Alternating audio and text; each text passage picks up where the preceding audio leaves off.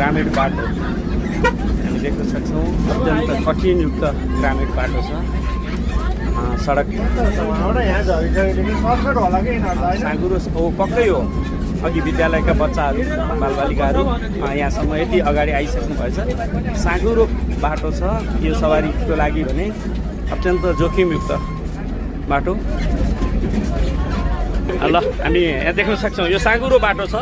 अप्ठ्यारो एकदमै जोखिमयुक्त बाटो छ। साँगुरो बाटो घुम्ती यसरी डिल छेउमा भिरैबाट हिँड्नुपर्छ। सालगारीको जङ्गल अनि यो यही डाँडामा फन घुमाएर ल्याइएको बाटो छ।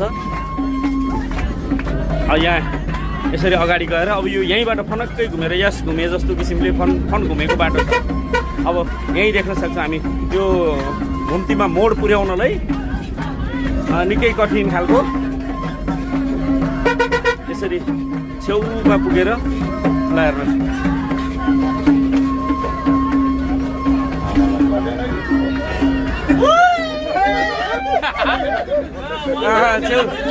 छेउमै हाम्रो सुरेन्द्र सर बसिराख्नु भएको तर्सिनी गरेर डराउँदै हुनुहुन्छ।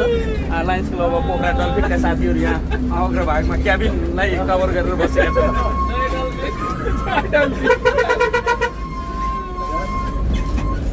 अनि हाम्रो पछाडि थुप्रै आज लायन्स अन्तर्राष्ट्रिय डिस्ट्रिक्ट 325 आई नेपालका 17वटा क्लबका प्रतिनिधि साथीहरू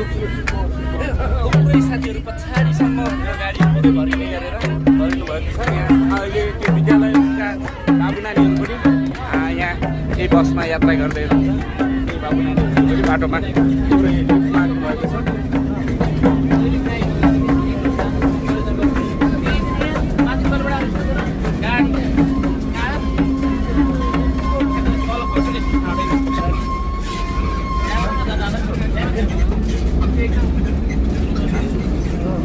अब तपाईँहरूलाई मैले यो बाटो देखाउँदैछु। यो बाटो हो गोर्खा जिल्लाको यो सिरानचोक गाउँपालिका वडा नम्बर 7 गोरेमा रहेको श्री जनकल्याण आधारभूत विद्यालय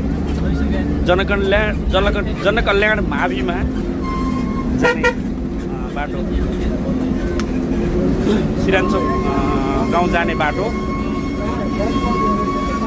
कतै कतै यो घुम्तीहरूमा मोडहरूमा बाटोमा अलिअलि ढलान गरिएको छ भने कतिपय ठाउँहरू बाटो पहिरो गएर भत्किएर जीर्ण अवस्थामा छ।